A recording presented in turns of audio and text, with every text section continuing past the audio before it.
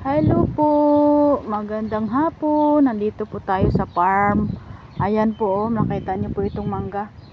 Napakababa lang po. Ayan. Diyan lang sila ha. Parang halos sasayad na siya sa lupa. Yan lang din. Ito lang na part na ano, sanga niya na ano, dami niyang bunga. Dun sa kabila, wala ang gaano, bilang lang. Saka ano siya, hanggang dun sa labas ng bakod mayroon ding isang puno doon, madaming bunga.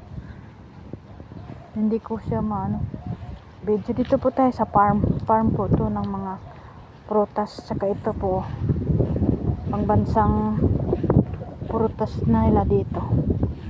Ayan po, ang gaganda na po, oh. Ayan, ang bababa lang. Ayan po, ang sasarap po yan, malulutong, hindi siya hihinog na parang mag-overripe. Pang ano lang po talaga to kain. Ayan siya. Ang daming ibon pag tuwing hapon. Sasayan nila, pang dadapo na po sila.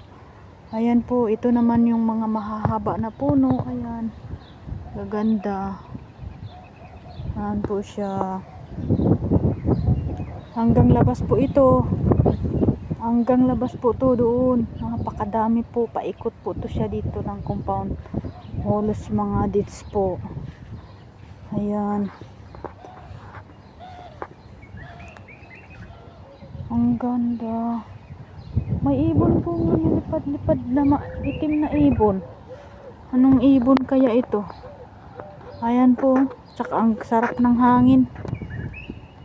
Napakahangin. Ayan po.